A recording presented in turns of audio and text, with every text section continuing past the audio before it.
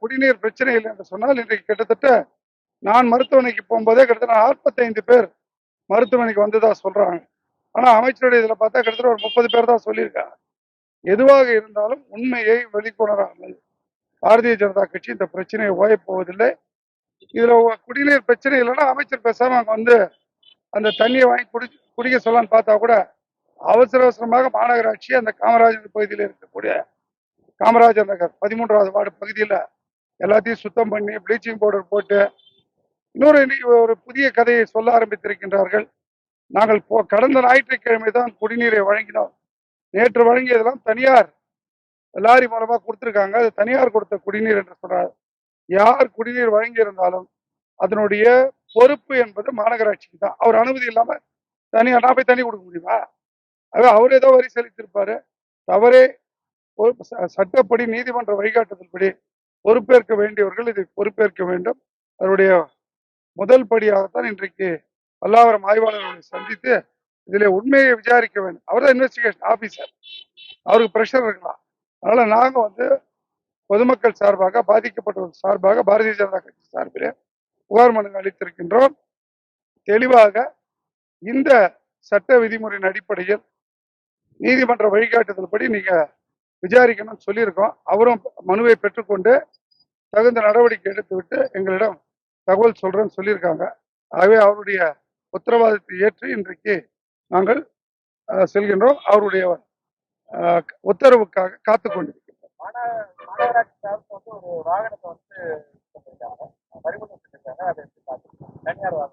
அதான் சொன்னேன் ஏற்கனவே, தனியார் வாகனமா இருக்கட்டும் மாநகராட்சி வாகனமா இருக்கட்டும், அல்டிமேட் அதாவது ஒரு மாரல் பொறுப்பு என்பது, அதாவது என்ன சொல்றாங்கன்னா கரெக்டா சட்டப்படி சொன்னா அந்த அல்டிமேட் பொறுப்பு அவருக்கு தான் இருக்கு.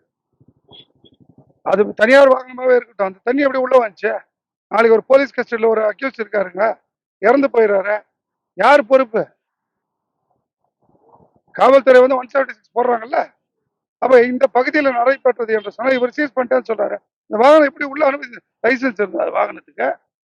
இல்ல அந்த கொண்டு வந்த தண்ணி சாம்பிள் எடுத்துட்டு மாநகராட்சியில் சொல்றாங்க நாங்கள் மாதிரி எடுத்துருக்கணும். ஆனதுக்கு அப்புறம் இதை முதல்ல எடுத்துருக்கணும். நீங்க இதே வேற யாரும் செய்தா சும்மா இருப்பாங்களா? ஆகவே இதுல சப்பை கட்டுவதோ இதுல வந்து இது பண்றதோ ஒத்துக்க மாட்டோம். குறிப்பாக தனியார் இருந்தா கூட தவறு இருந்தா அவர் ஓப்பனா சொல்லட்டும். மாநகர அவர் வந்து அமைச்சர்கள் பின்னாடி ஓய்ந்து கொண்டு தானே இருக்கிறார். மாநகராணி என்று அவர் இன்னொரு தண்ணீர் விளக்கம் கொடுத்ததாவோ தெரியல. அரசு சார்பாக அங்கிருந்து அறிக்கை வருது. நம்முடைய மத்திய சுகாதாரத்துறை அமைச்சர் மாசு அண்ணன் அவர்கள் வந்து அறிக்கை கொடுத்திருக்காரு.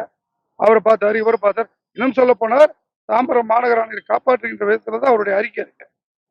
ஒன்று மட்டும் நிச்சயங்க, பொறுப்பு வந்து நீதிமன்றம் யார பொறுப்பு பிக்ஸ் பண்ணிருக்கோம். இதுக்கு புதுசா நாங்க பிக்ஸ் பண்ணல. இன்னைக்கு வேங்கவேல் இதுல வந்து குண்டாஸ் போடலாமான்னு கேட்டிருக்காங்க நீதி அரசர்கள்.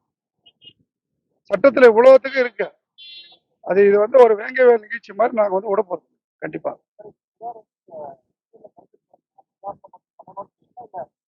இந்த சம்பவத்தினுடைய உண்மை தன்மையை அறிய வேண்டும். யார் இதற்கு பொறுப்பு என்பதை காவல்துறை சொல்லணும். ஒண்ணுல விசாரிச்சுட்டு இன்னார்தான் பொறுப்புன்னு சொல்லிட்டோம். இல்ல விசாரிச்சா இதெல்லாம் ஒண்ணு இல்லைங்க, அது இயற்கை மரணம்னு சொல்லிட்டோம். ஒருத்தருக்கு ஏற்கனவே காக்கா வலி பண்றாங்க, ஒருத்தர் வந்து வயதின் மூப்பின் காரணமாக போயிட்டாரு சொல்றாங்க, ஒருத்தர் வந்து ஏற்கனவே உடம்பு செல்லாம ஓபியில ட்ரீட்மெண்ட் எடுத்துன்னு சொல்றாங்க.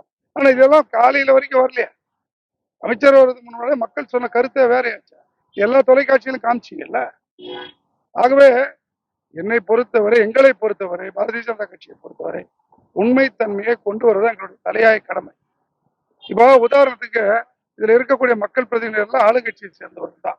இதுல சம்பந்தப்பட்ட வார்டு மெம்பரா இருக்கட்டும், சட்டமன்ற உறுப்பினராகட்டும், ஜோன் சேர்மனாக யாரா இருக்கட்டும், அவர்களால் என்ன பண்ண முடியும்? மேக்சிமம் வாங்குற சம்பளத்துக்கு 2 லட்சம் 3 லட்சம் ஒரு எம்எல்ஏ என்ன பண்ண முடியும்? அசம்பிளியில பேசதான் முடியும். இது வரைக்கும் பல்லாவரம் அசம்பிளியில அந்த மக்கள் பிரச்சனை பேசினவர் எனக்கு தெரியல. நானும் மினிட்ஸை தேடிட்டு தான் இருக்கேன். அவர் ஏதோ மக்கள் பிரச்சனை பேசின மாதிரி தெரியல, நாலேஜ்.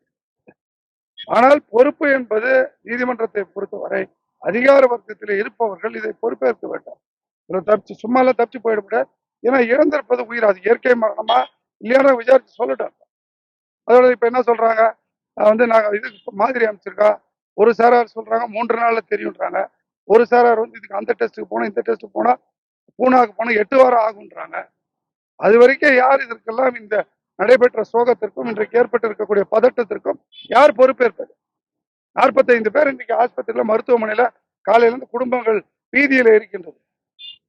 இது ஏதோ கடந்து போகக்கூடிய விஷயம் இல்ல. நிச்சயமாக இதற்கு அரசாங்கம் பொறுப்பேற்க அடிப்படை வசதிங்க குடிநீரை அதை ஒழுங்காக கொடுக்க முடியாததற்கு எதற்கு இவ்வளவு சப்பா கட்டணும்? ஒரு நாளை பிக்ஸ் பண்ணிடுங்க. இதான் நடந்ததுல. அதை சொல்லாமல் ஒருத்தர் வந்து உணவுனால பிரச்சனைன்றாரு, ஒருத்தர் பரிசோதனைக்கு அமைச்சிருக்கான்னு சொல்லியிருக்காரு.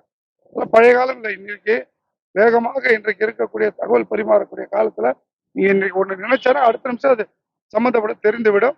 ஆகவே அரசு இதுல கவனம் செலுத்தி சம்பந்தப்பட்டவர்கள் யார் தவறை பொறுப்பேற்கக்கூடியவர்களை காப்பாற்றக்கூடாது என்பதுதான் எங்களுடைய கோரிக்கை.